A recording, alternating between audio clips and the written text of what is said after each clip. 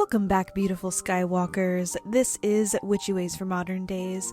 I'm your host, Brittany, and today's episode is the one where hopefully astrology stops feeling like we're talking about just isolated facts and starts actually revealing itself to you as a living system, a wheel, a story, a rhythm that moves through all of us, whether we know the beat or not.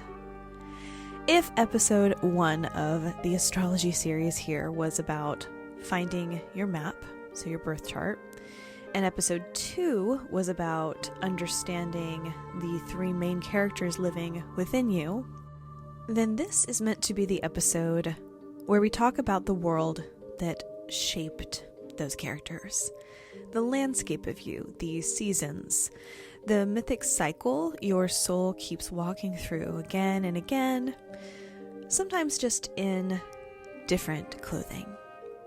So today we are going to talk about the zodiac. We're going to talk about all 12 signs, but hopefully not in a way that you have heard before. I don't want to discuss them as stereotypes, not in the way that, oh, well, this sign is toxic, or, ugh, this sign is the worst, or, well, I could never date a XYZ. No. I want to step out of personality shorthand and into talking about archetype, into meaning, into the reason that these signs have survived thousands of years across cultures, empires, and different belief systems. Because the zodiac is not, contrary to popular belief, it is not a personality quiz. It is a spiritual calendar. At its core, the zodiac is a wheel of 12 different archetypes that help to describe the full cycle of human experience. Birth, desire, conflict, love, loss, wisdom, renewal, death, like all of it lives here. Every single chart, every birth chart contains all 12 signs somewhere. Somewhere down the road, you'll have all 12, even the ones you don't relate to, and especially those, honestly. And once you understand this, in my opinion, astrology becomes far less about labeling yourself and far more about recognizing where you are, where parts of you land within that cycle. So I want to start, like I like to start with this, ground up. So the zodiac follows the rhythm of the year. We begin at the spring equinox. So we start at Ostera with Aries. And then we move through the seasons until it eventually ends and dissolves with Pisces right before that wheel begins again. This is not accidental. Astrology mirrors nature. It always has. So one of my favorite ways to think about the signs, and this helped me from a linear perspective, maybe it will help you, maybe it won't. Think of a life cycle with these guys. So we start from the baby of the zodiac, which is going to be Aries, and we will end at the elder, which is Pisces. So we're looking at a lifespan here. So depending on what the sign is how people tend to react to things that are happening to them, emotional states throughout a quote unquote idyllic lifetime. So we're going to start with the baby of the zodiac, which is Aries. Now Aries is the spark. It is the first breath of life. It's the moment that something says, I exist. So Aries is, in the zodiac wheel, it is the cry of newborn energy. It's the match that's struck within the dark. There is darkness, suddenly there is light. The light is born, and it is Aries. So Aries energy is very immediate. It is potent. It's an instinctive energy. It's very courageous.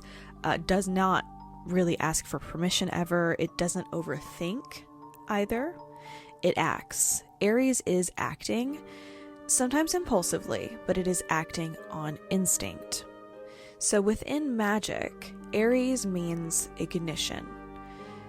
Think spells that begin, they start things, or spells meant to break stagnant energy or demand bold movement.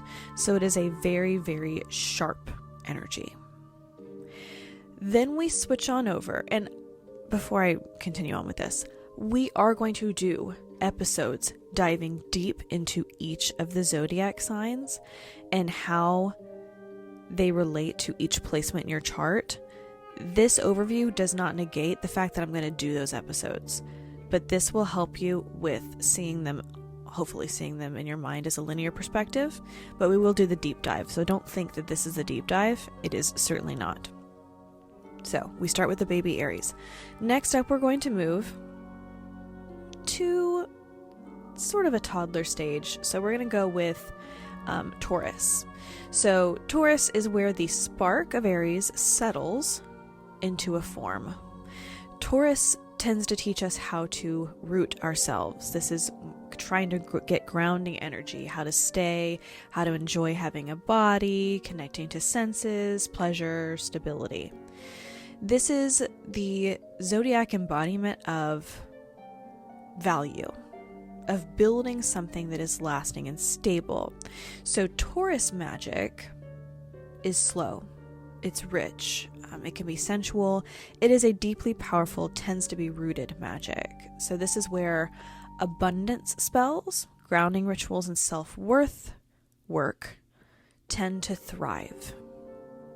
We will talk later about how to do spell work within zodiac energy. So it's very powerful that you understand that. So for Taurus, money spells, grounding rituals, those tend to thrive within its field. Then we're going to get a little bit older. We're going to go into Gemini. Gemini equals curiosity to me. It's the first breath of curiosity. So once survival and then comfort are established, survival equaling Aries, comfort equaling Taurus. Once those things are established within the wheel, then you get to the question of, well, what else is out there? So next comes knowledge equals Gemini. Gemini is very curious. It is constantly a learning thing, connection. It can be the trickster a lot of the time, very silly. It can be the messenger, the bridge between different energies, obstacles, worlds. So in magic, Gemini tends to govern communication spells. It does great with communication. It does well with knowledge seeking, divination, anything that requires flexibility. If you were trying to do threshold or liminal magic, Gemini is an excellent energy to do it within. Then we're going to move on to Cancer. Now, Cancer is interesting because it is still a young adult energy, but it is a maternal energy. In our society now, we don't tend to think of maternal energy as the good, I mean, it's a good thing. We don't think of maternal energy as the 18 to 20-year-old stage. In days past, that was more of a thing. So that's where it rests within the wheel, is that maternal young energy. So Cancer is turning inward. It's home. It is emotional rooting, memory, ancestral. So this is where we start to learn attachment. Cancer is where safety comes from, what happens when it's threatened. That energy is deeply powerful. It's very intuitive, and it is cyclical, like the moon that it is ruled by. The moon is Cancer's most powerful ally. So Cancer magic is powerful for emotional healing. It's good for protection, house blessings. It's fantastic for ancestral magic. So you have an option when you work with Cancer energy of either connecting intuitively to family work or connecting to the deeper emotional state within yourself. It's a very powerful way of being. Then we're going to get to Leo. Leo comes next. That's the lion. Now the energy is going to turn outward again. So let's think this is going to be life stage of about 21 to approximately 24, 25. Think of this as a young adult. Confidence is coming out. This is self-expression, finding who you are. This is creativity, pride, desire to be seen for, who you are, who you truly want to be. It's the inner child turning outward, asking to shine without apology. So in magic, when we do ritual, Leo governs glamour, confidence, creative manifestation, rituals that tend to reclaim joy or show personal power. Then we've got Virgo. So Virgo is an interesting one because this is kind of where the seriousness of the zodiac actually starts to really kick in.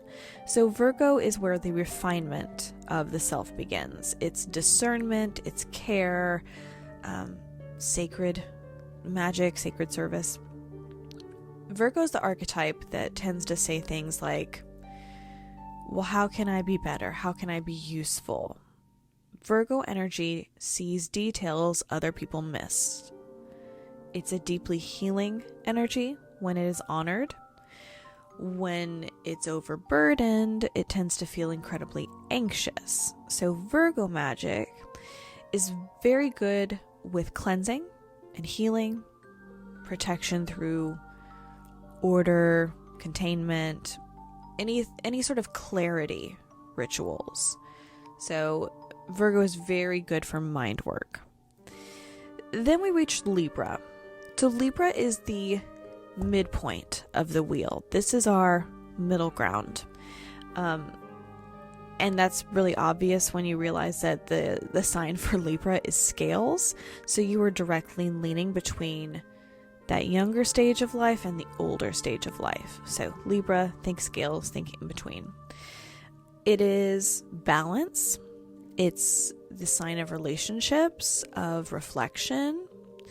So this is where we tend to meet the other as equal, where we start to learn in life like harmony, compromise, being mutual. So this is like 26 to like 32. It tends to be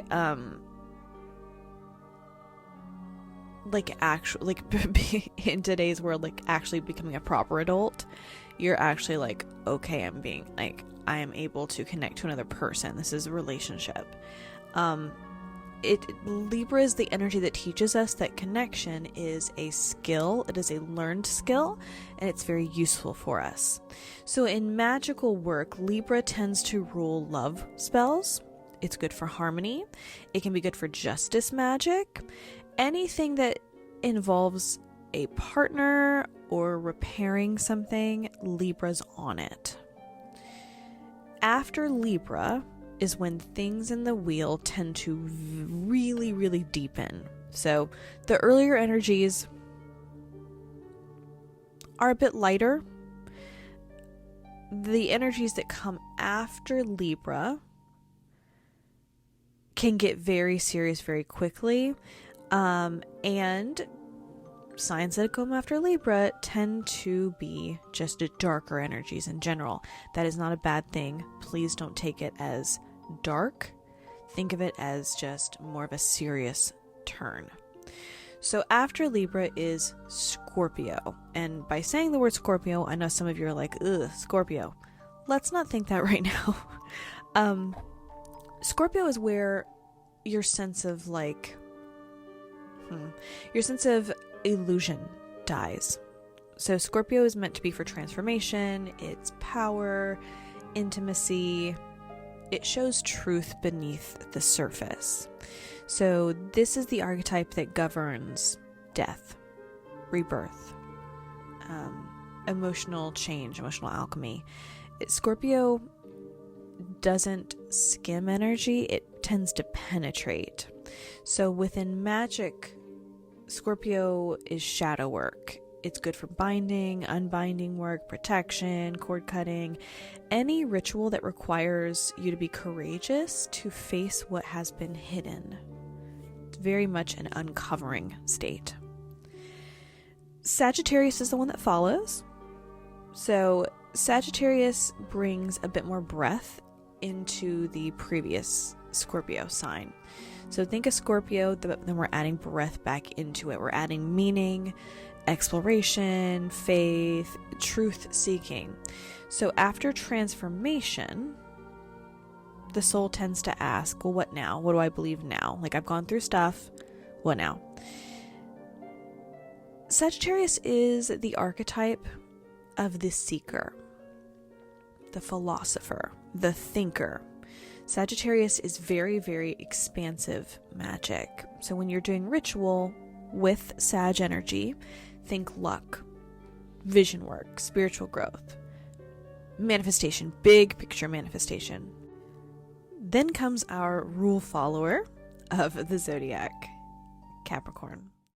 All right, let's take a quick pause, because if you are listening to this podcast, chances are your magic deserves tools that actually meet you where you are.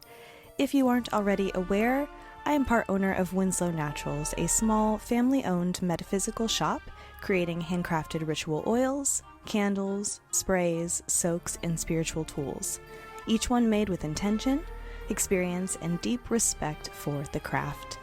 These aren't mass-produced products. Every one of our blends is thoughtfully formulated for real-life magic. Whether you're working with deities, doing shadow work, calling in abundance, or just protecting your peace in this chaotic world.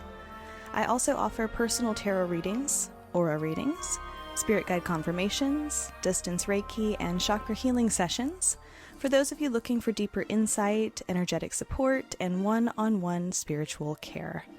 If you're ready to elevate your practice with tools, readings, and healing work from people who truly understand the craft, visit Winslow Naturals at winslownaturals.com or find us on TikTok, where we go live every Tuesday, Wednesday, and Thursday. And if it's your first time ordering, you can use code Witchy Ways to get 10% off your first website order, because your magic deserves to be supported intentionally, ethically, and powerfully. Capricorn is meant to govern the rest of the previous zodiac into a reality. Capricorn it equals structure, discipline, responsibility. It teaches us endurance. It is something that asks us to build energy that outlives impulsiveness. So a Capricorn is the opposite of being impulsive. A Capricorn is not the true opposite of Gemini, but in playfulness and responsibility, in my opinion, it is absolutely the opposite of a Gemini. So Capricorn magic is not cold. Some people are going to say it's very responsible, so it's cold, it's very no nonsense. It can be no nonsense, but it's ancient energy, not cold. It is wise. In ritual and magic, Capricorn is the one that governs long-term spells. Career, job spells, boundary work, rituals that tend to require patience or commitment. After that comes the age of Aquarius. Aquarius is the disruptor. It breaks the zodiac mold. Aquarius questions everything, challenges tradition, and imagines new ideas and future. So Aquarius is kind of the rebel. It's like a late in life rebel energy. It's a visionary, tends to be the outsider who sees what other people can't imagine. So using Aquarius magic is very unconventional. It's not easily defined. So Aquarius is like collective healing, spells that are oriented towards future, anything that breaks generational patterns. Aquarius is there. But it is not as easy to define as other signs when it comes to magical work. And then finally, we're going to get to Pisces. Now, Pisces is the ending. Think of it, so it's the end of the zodiac wheel. Think of it as the dissolution of the self, the whole life self, back into the whole. So reincarnation, thinking of reincarnation and rebirth as a cycle.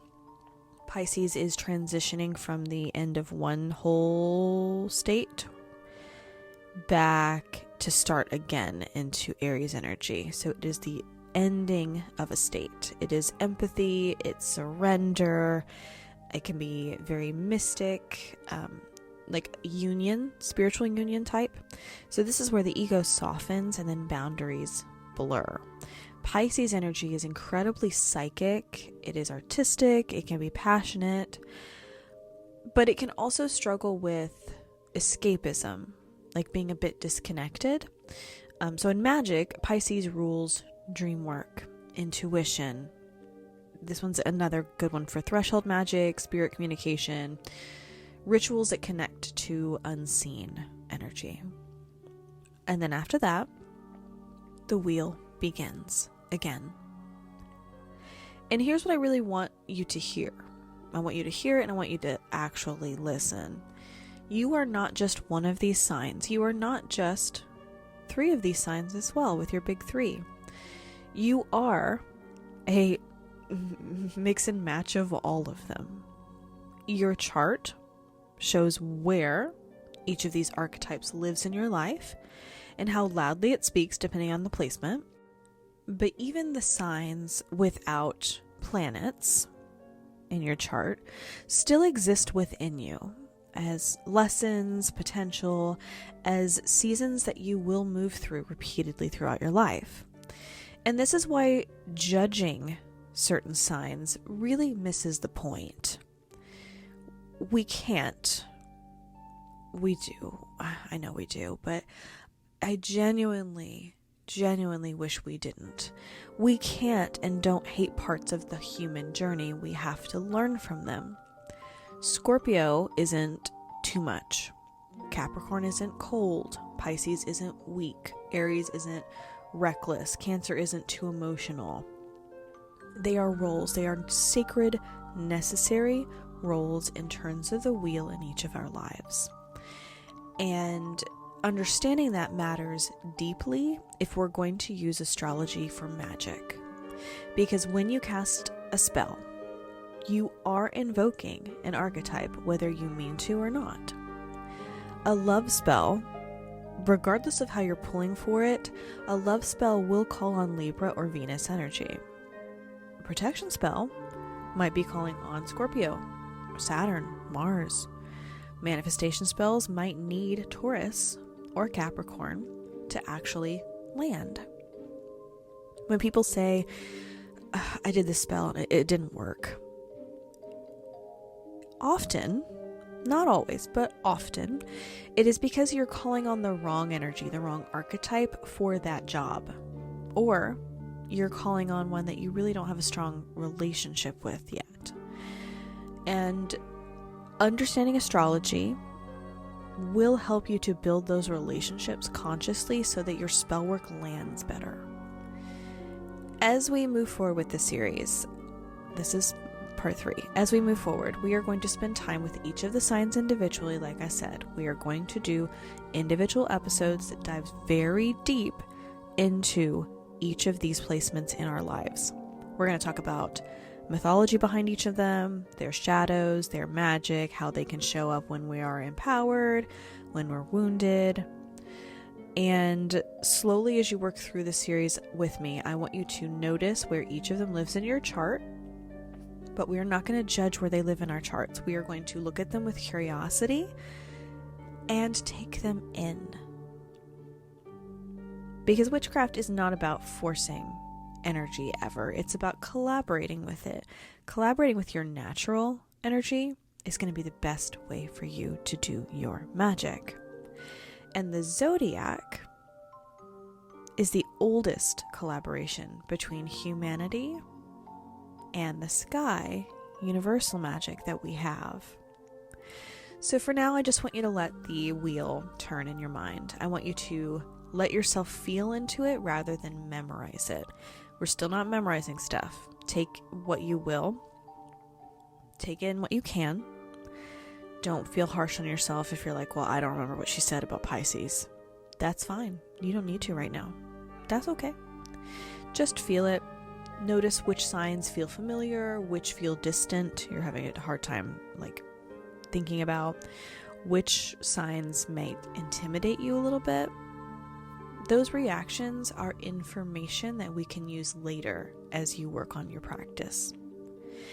In the next episode, we're going to start grounding this wheel, the archetype wheel, into lived reality by talking about the houses. So we're going to get into astrology houses next time. Places in your life where the energies actually play out. Because archetypes are powerful, yeah, but they do need a stage to play on.